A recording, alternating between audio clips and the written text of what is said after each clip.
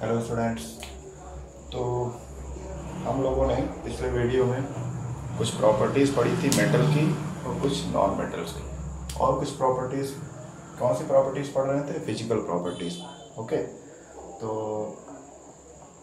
हम लोग non metal की कुछ प्रॉपर्टीज़ पर थे। तो हम लोग पढ़ रहे थे नॉन मेटल में पढ़ रहे थे इलेक्ट्रिकल प्रॉपर्टी, इलेक्ट्रिकल कंडक्टेंस, यानी इलेक्ट्रिसिटी को कंडक्ट कर सकता है या नहीं।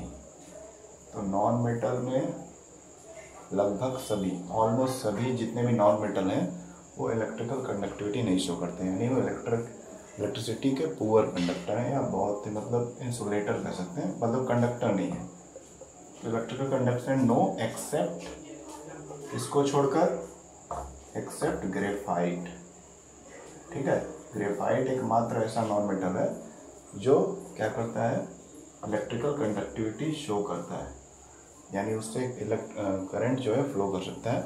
बाकी कोई भी ऐसा नॉन मेटल नहीं है जिससे इलेक्ट्रिसिटी फ्लो कर सके, है ना, या इलेक्ट्रिसिटी पास कर सके।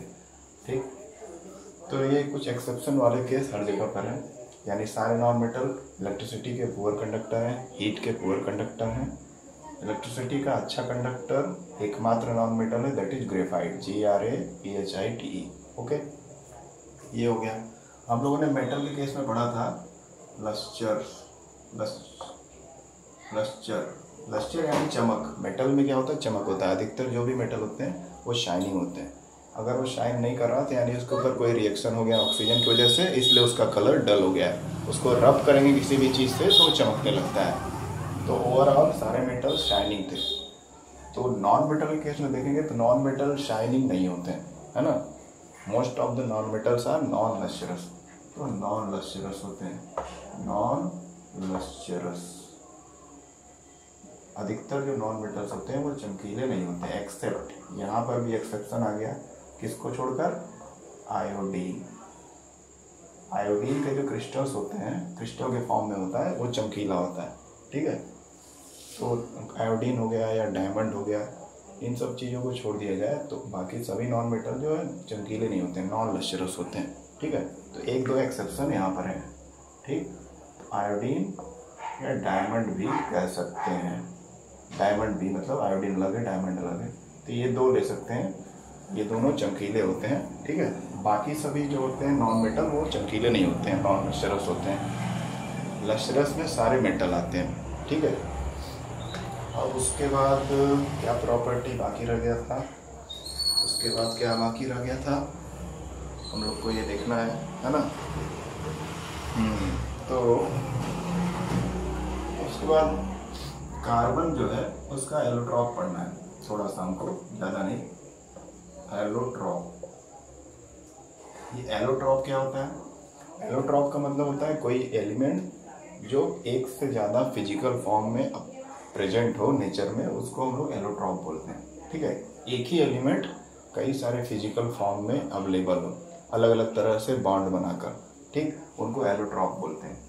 तो सबसे ज़्यादा फेमस जो एलोट्रॉप है वो कार्बन का। कार्बन के अलावा भी बहुत सारे एलिमेंट है जो एलोट्रॉप बनाते हैं। ठीक है, सल्फर भी एलोट्रॉप बनाता है, बट कार्बन चूँकि हमारे पूरे ब्रह्मांड में, यूनिवर्स में सबसे ज़्यादा उसके कंपाउंड पाए जाते हैं, तो उस पर ज़्यादा फोकस किया गया है। वैसे हायर क्लास में जाएंगे तो आप सल्फर के बारे में भी, उसके एलोट्रॉप के बारे में भी पढ़ेंगे। फिलहाल अभी आपको पढ़ना है कार्बन का एलोट्रॉप। ठीक है, एलोट्रॉप्स ऑफ कार्बन। ठीक है, यानी कार्बन एलिमेंट कई तरह से बॉन्ड बनाकर अलग अलग फिजिकल फॉर्म में होता है, अलग अलग तरह से होता है, रूप में, है ना, अलग अलग तरह का रूप बोल सकते हैं। We can say that allotrops are the different physical forms of any element in the nature, और we are talking about the allotrops of the carbon। हम लोग कार्बन के एलोट्रॉप्स की बात कर रहे हैं। ठीक है, तो कार्बन के 3 एलोट्रॉप होते हैं। एक होता है हमारा डायमंड। ठीक है, तो इसलिए जो नॉन मेटल की कैटेगरी में हम लोग डायमंड को लस्चर वाले में ले सकते हैं एग्जाम्पल में, बट ये करेक्ट एग्जाम्पल नहीं होगा, क्योंकि यहाँ बात हो रही है केवल पार्टिकुलर छोटे एलिमेंट की। तो डायमंड जो है कई सारे कार्बन से मिलकर बनता है, तो एक एज ए नॉन मेटल के एलिमेंट के रूप में यह सही नहीं कहना रहेगा, फिर भी हम उसको एग्जाम्पल में ले सकते हैं। तो लस्टरस के केस में एकमात्र अगर पार्टिकुलर एग्जाम्पल सही देखा जाए तो आयोडीन है।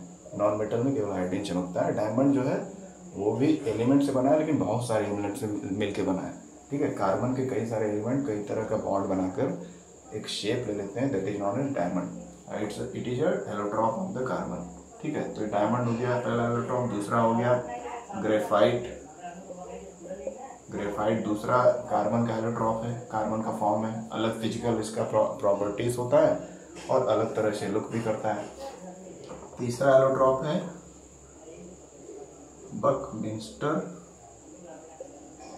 बकमिंस्टर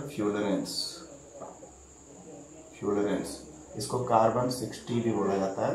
कार्बन 60 के अलावा, जैसे इसका मतलब कार्बन 60 का मतलब क्या है कि इसके एक कंपाउंड में 60 कार्बन जुड़े रहेंगे या उससे ज़्यादा भी हो सकते हैं। हायर क्लास में जाएंगे तो इसके भी कई सारे टाइप्स होते हैं, है ना।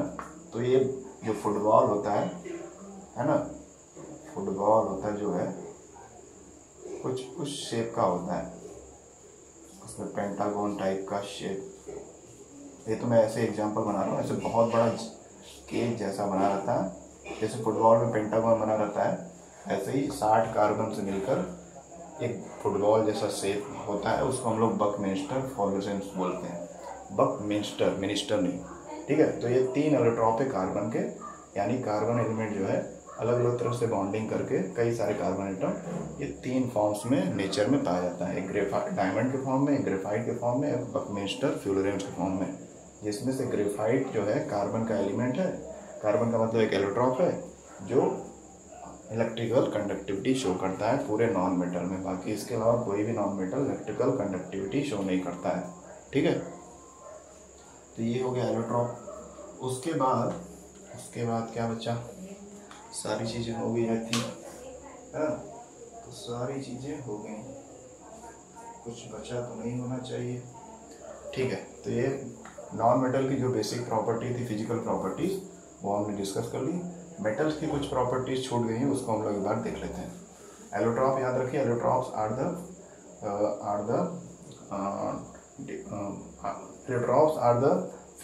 different physical forms of the particular element in the nature, and there are 3 allotrops of the carbon which comes under our syllabus, that is diamond, graphite, buckminster, fullerene।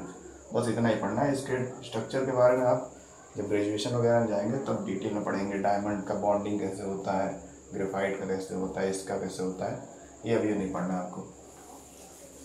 ठीक है, तो ये हो गया। उसके बाद हम लोग चलेंगे नेक्स्ट टॉपिक पे।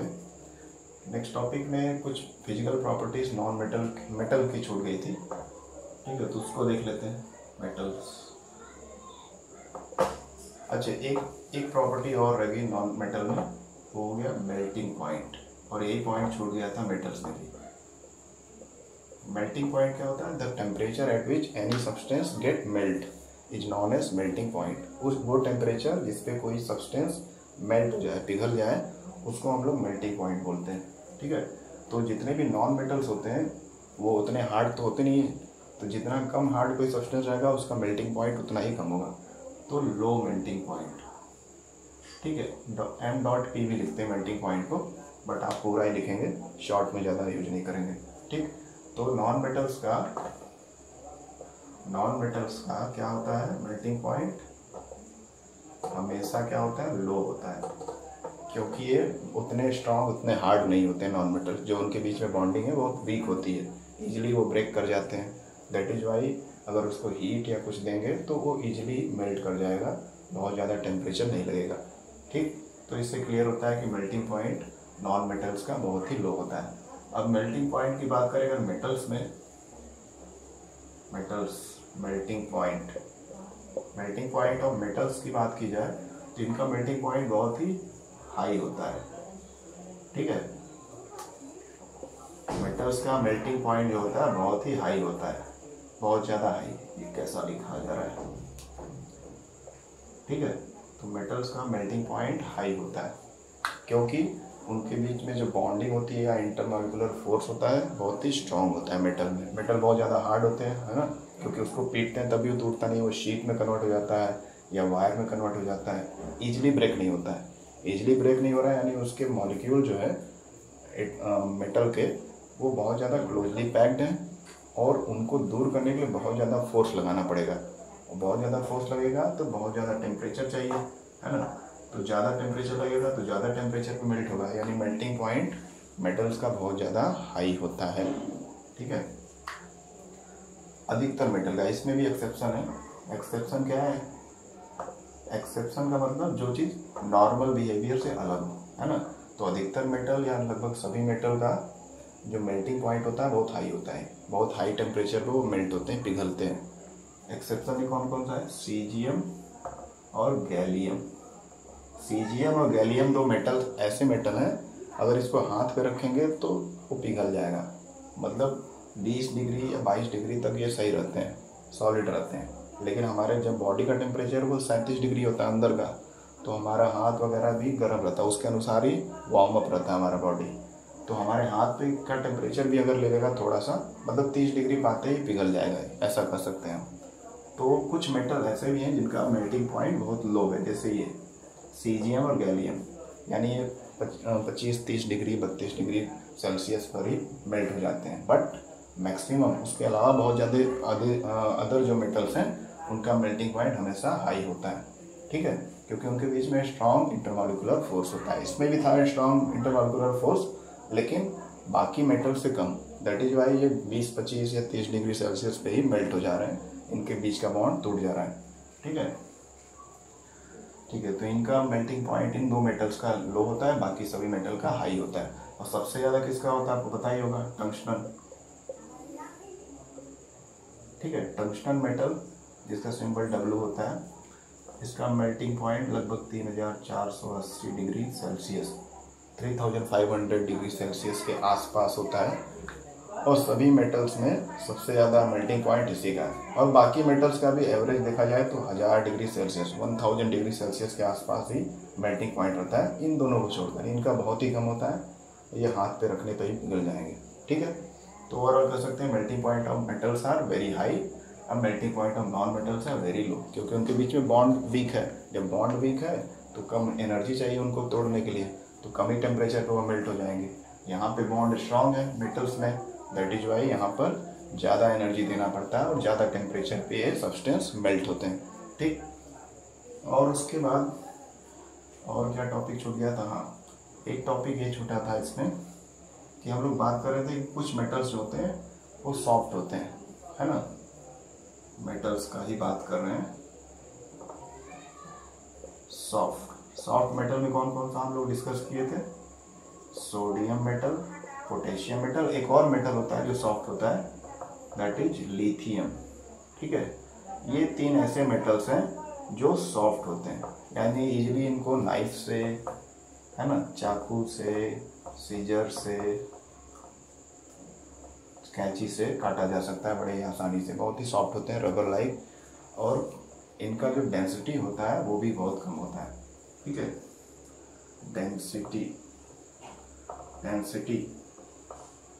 डेंसिटी का मतलब होता है मास अपॉन वॉल्यूम मैथमेटिकली, और ओवरऑल इसका अर्थ हुआ है कि जिस चीज़ का डेंसिटी जितना ज़्यादा हाई होगा वो चीज़ उतना ही हैवी होगा, भारी होगा, और जिसका डेंसिटी जितना कम होगा वो चीज़ उतना ही हल्का होगा।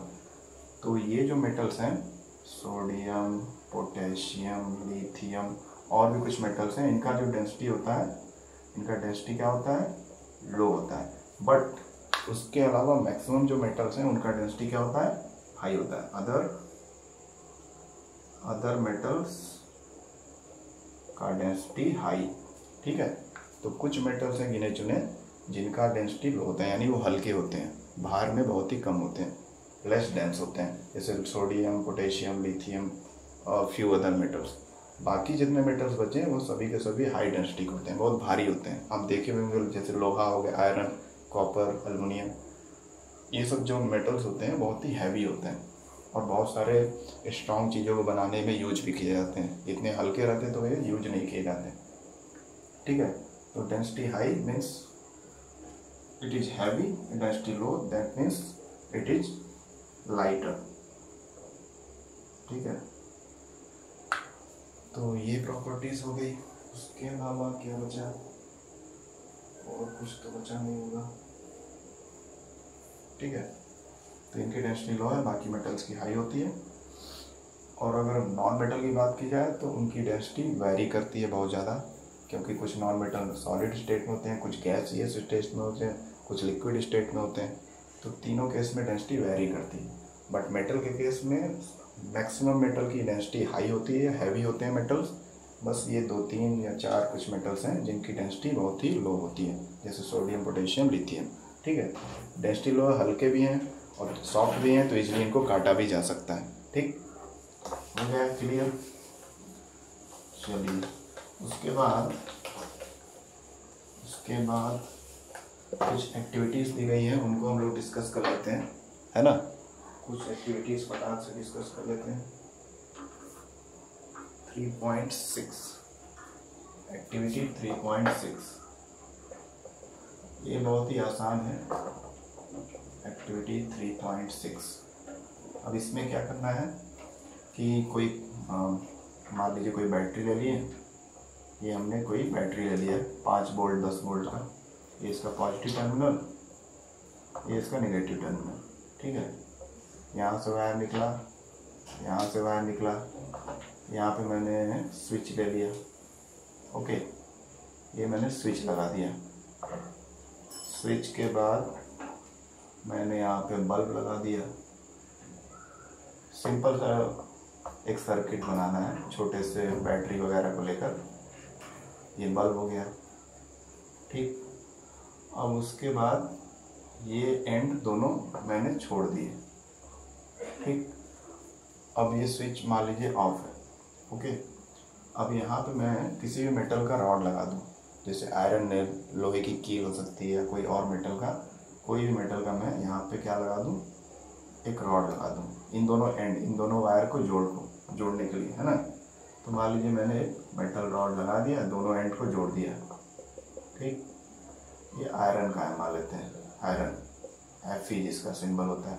तो आयरन का रॉड मैंने इस सर्किट के 2 वायर के जो फ्री एंड थे उससे जोड़ दिया और स्विच को ऑन किया तो देखा बल्ब जलने लगा, है ना।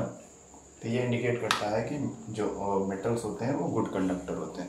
तो इस तरह के एक्टिविटी बेस्ड क्वेश्चन आएगा तो आप कोई भी सिंपल सा सर्किट बनाकर और किसी भी मेटल को लगाकर यहाँ पर शो कर सकते हैं कि वो कंडक्टिविटी शो करता है। ठीक है, इसकी जगह पे अगर मरकरी का लिक्विड भी रख दें, मान लीजिए कोई कटोरा लिए, मतलब कोई बाउल, और उसमें मरकरी लिक्विड डाल दिए और उसमें दोनों एंड इस वायर का डिप कर दिए, तब भी वो जलेगा, क्योंकि मरकरी भी अच्छा कंडक्टर है, बस वो लिक्विड फॉर्म में है ना।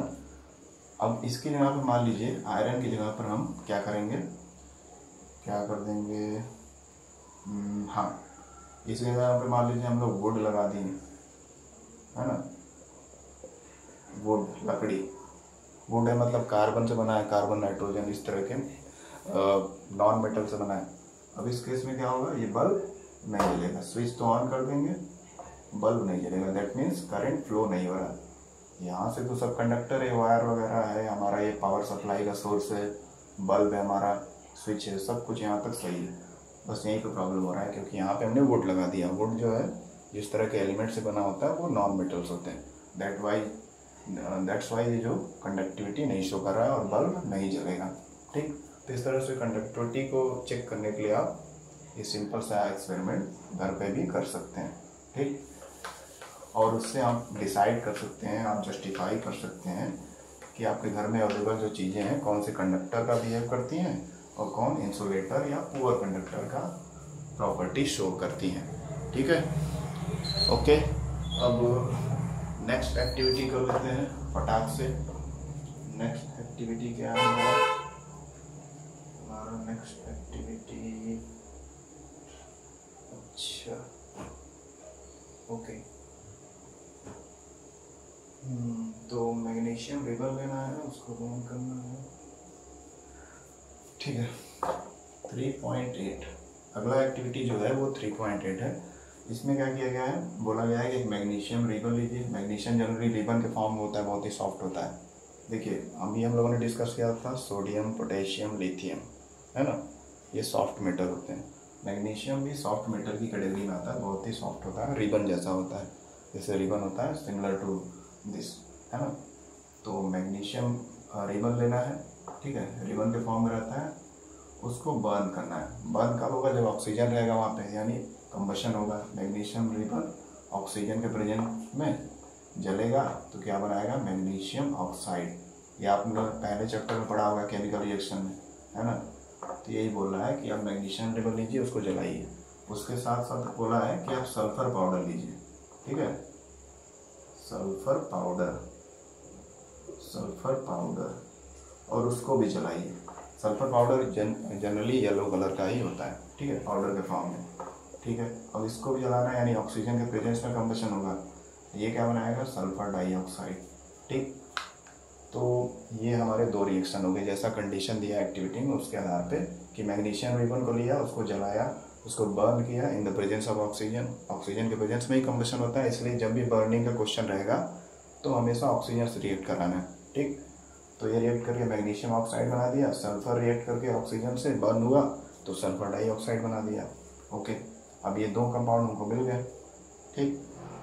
अब इसके बाद ये जो दो कंपाउंड मिले, मैग्नीशियम ऑक्साइड जो वाइट ऐश जैसा होता है, सफ़ेद राख जैसा होता है, ठीक है, और ये जो होता है गैसियस फॉर्म में होता है। सल्फर डाइऑक्साइड जो होता है गैसियस फॉर्म में होता है, एक तरह का ये गैस होता है ना। चलिए ये दो कंपाउंड बन गए।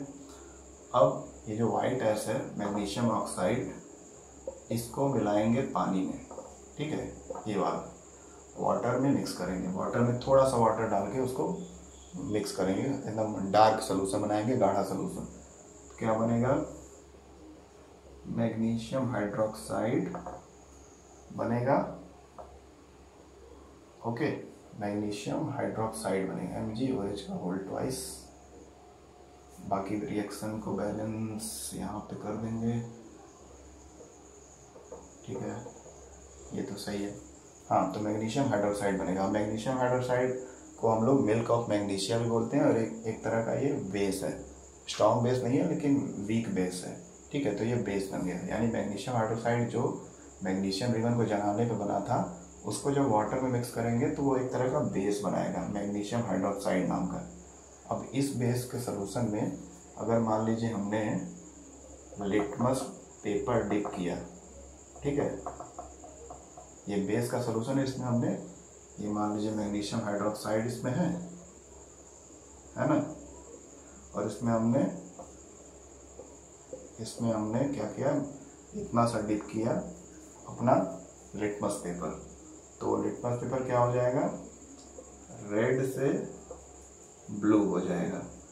एसिड बेस के चैप्टर में जैसा कि हम लोगों ने पढ़ा था कि लिटमस पेपर जब कोई बेस रहेगा तो रेड कलर से ब्लू कलर में कन्वर्ट हो जाता है। दैट इंडिकेट्स कि वो जो सैंपल है उसमें क्या मौजूद है? बेस मौजूद है, ठीक है। तो मैग्नीशियम हाइड्रोक्साइड कैसे बनता है? मैग्नीशियम ऑक्साइड और वाटर के मिक्स होने से बनता है ना। तो ओवरऑल हमको ये पता चला कि जब भी कोई मेटल ऑक्सीजन से रिएक्ट करता है तो एक तरह का ऐसा ऑक्साइड बनाता है जो बेसिक नेचर का होता है, यानी वो बेस नेचर में बेस होता है ना।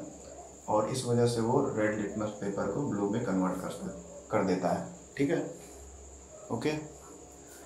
अच्छा, अब इसके बाद दूसरा कंडीशन देखते हैं। ये जो दूसरा प्रोडक्ट बना है उसको देखते हैं, सल्फर डाइऑक्साइड। सल्फर डाइऑक्साइड को वाटर में मिक्स करेंगे, ये गैस के फॉर्म में मान लीजिए बनेगा, है ना। सल्फर डाइऑक्साइड एक गैस होता है, तो इस गैस को कहीं इकट्ठा कर लेंगे किसी कंटेनर में, उसमें थोड़ा सा पानी मिला के उस गैस को मिक्स कर देंगे, यानी वो गैस जो है वाटर में डिजॉल्व हो जाएगा। तो क्या बनेगा? H2SO4 क्या बना? Sulphuric acid. क्या बन गया? सल्फ्यूरिक एसिड, ठीक। अब ये एसिड बना है तो अब जानते ही हैं कि इस एसिड में अगर हम लोग डिप करेंगे लिटमस पेपर को तो क्या चेंजेस होगा?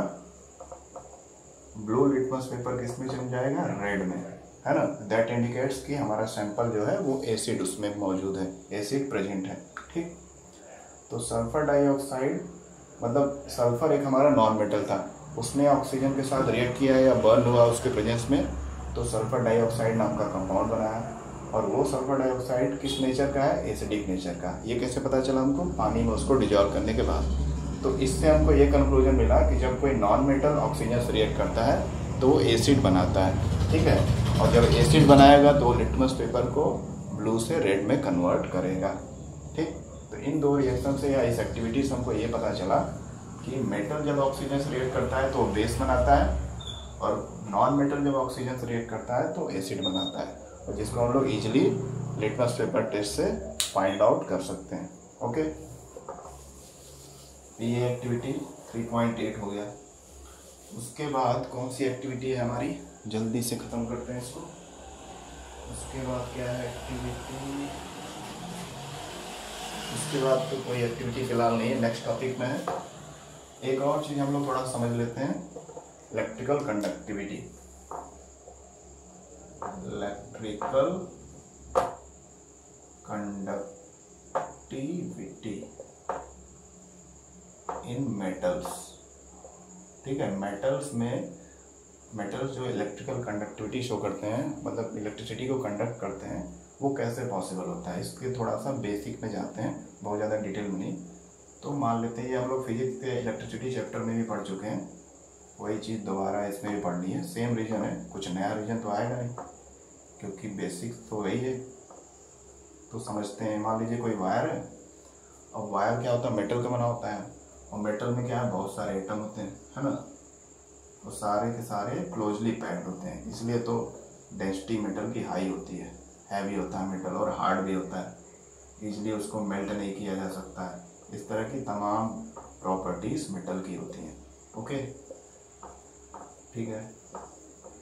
तो जब सारे के सारे एटम क्लोजली पैक्ड हैं तो फिर ये कंडक्टिविटी कैसे शो करता है, तो उसका रीजन है फ्री इलेक्ट्रॉन, फ्री इलेक्ट्रॉन्स, ठीक है। जैसा कि हम लोग इस टॉपिक के पहले फर्स्ट वीडियो में हम लोगों ने देखा था स्टार्टिंग में कि नील बोर ने जो इलेक्ट्रॉनिक कॉन्फ़िगरेशन थ्योरी दिया था, उसके बेसिस में हम लोग फाइंड आउट कर सकते हैं कि मेटल जो होते हैं इलेक्ट्रोपॉजिटिव होते हैं, यानी वो इलेक्ट्रॉन को लूज करते हैं बहुत ही आसानी से। क्यों लूज करते हैं, क्योंकि उनके जो बाहर का जो सेल होता है उसमें कम इलेक्ट्रॉन होते हैं। अब जब कम इलेक्ट्रॉन वो जो होते हैं बाहर के सेल में और न्यूक्लियस से दूर होते हैं, तो न्यूक्लियस उनको अपनी तरफ खींच नहीं पाता है। तो ये इलेक्ट्रॉन को थोड़ा सा एनर्जी हम लोग देकर ईजिली हटा सकते हैं, यहाँ से निकाल सकते हैं बाहर, है ना।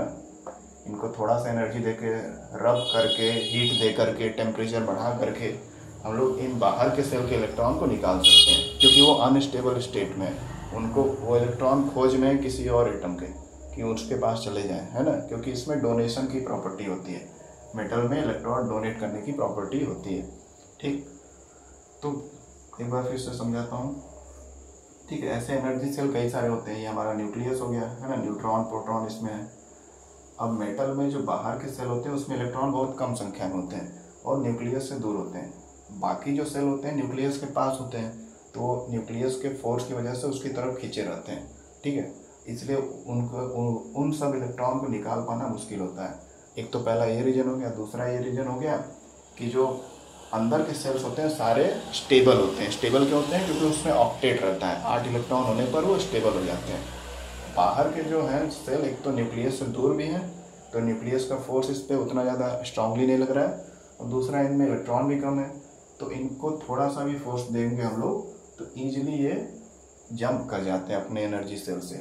और जब ये इलेक्ट्रॉन जंप करते हैं, है ना, यहाँ से यहाँ इलेक्ट्रॉन गया, फिर यहाँ से यहाँ गया, इस तरह से अंदर ढेर सारे इलेक्ट्रॉन जो है जंप कर जाते हैं, ठीक है। ऐसे ढेर सारे मिलियंस और ट्रिलियंस की संख्या में इलेक्ट्रॉन हर एक एटम से जंप कर जाते हैं। जैसे ही हम लोग क्या करते हैं, उसको एक पोटेंशियल डिफरेंस देते हैं। पोटेंशियल डिफरेंस एक तरह का पावर सोर्स है ना, कोई पावर सोर्स दे दिए, जैसे ही पोटेंशियल डिफरेंस क्रिएट होगा वैसे ही इलेक्ट्रॉन जो है अपने नॉर्मल स्टेज से एक्साइटेड हो जाते हैं और वो जंप करके मूव करने लगते हैं। तो एक एटम का इलेक्ट्रॉन इधर मूव किया, फिर अगले एटम का, इस तरह से वो इलेक्ट्रॉन का फ्लो स्टार्ट हो जाता है। तो इलेक्ट्रॉन का फ्लो किधर से किधर होता है, इधर से इधर, ठीक है। इलेक्ट्रॉन इधर से इधर मूव करते हैं, और हमारा इलेक्ट्रॉन का मूवमेंट इस डायरेक्शन में है। ठीक है, just opposite to the direction of electric current. इसके बारे में भी हम लोगों ने पढ़ा था, है ना। तो इलेक्ट्रिक करंट के जस्ट अपोजिट डायरेक्शन में इलेक्ट्रॉन मूव करता है। इलेक्ट्रॉन इधर मूव कर रहा है तो करंट उसके विपरीत दिशा में मूव करेगा, ठीक है। तो फ्री इलेक्ट्रॉन जो है या outer most balance cell electron जो है मेटल्स में, उसी की वजह से ये कंडक्टिविटी शो करते हैं, या इनके में जो चमक होती है, लस्टर होता है, उसकी वजह भी फ्री इलेक्ट्रॉन है। जब हम लोग किसी मेटल को घिसते हैं तो घिसने पे क्या होता है, उसको एनर्जी, उसके आउटर मोस्ट सेल में जो इलेक्ट्रॉन है वो एक्साइटेड हो जाते हैं, और फिर वो मान लीजिए ग्राउंड लेवल, इधर समझाता हूँ, मान लीजिए अपर लेवल का एनर्जी सेल है, लोअर लेवल का। अब मैंने मेटल को घिसा, यहाँ पे इलेक्ट्रॉन मान लीजिए 2 है, जैसे इसको घिसा तो यहाँ से इलेक्ट्रॉन जंप करके वहाँ चला गया, लो एनर्जी से हाई एनर्जी पर, ठीक है। फिर उसको घिसने के बाद हमने छोड़ दिया तो वापस एक्साइटेड इलेक्ट्रॉन यहाँ तक पहुँचा और यहाँ से फिर वापस नीचे आएगा। तो जब इलेक्ट्रॉन अपने लोअर एनर्जी लेवल से हायर पे जाता है और हायर से वापस नीचे आता है, तो उस केस में वो क्या करता है, लाइट एमिट करता है, ठीक है, एक पार्टिकुलर कलर एमिट करता है, और उसी वजह से जो मेटल होते हैं चमकीले दिखाई देते हैं। तो मोस्ट ऑफ द रीजन जो है मेटल में जो प्रॉपर्टी है वो फ्री इलेक्ट्रॉन की वजह से, जो रिएक्टिविटी है, ये तेज़ी से रिएक्शन करते हैं या कंडक्टिविटी शो करते हैं या हीट कंडक्ट करते हैं, उसके पीछे का रीजन क्या है, free electron. Free electron move करते हैं आउटर मोस्ट सेल के, और दैट इज वाई ये इलेक्ट्रिसिटी और हीट को कंडक्ट कर पाते हैं बहुत ही आसानी से, ठीक है। चलिए, तो आज के क्लास के लिए इतना ही। नेक्स्ट क्लास में हम लोग केमिकल प्रॉपर्टीज़ के बारे में पढ़ेंगे।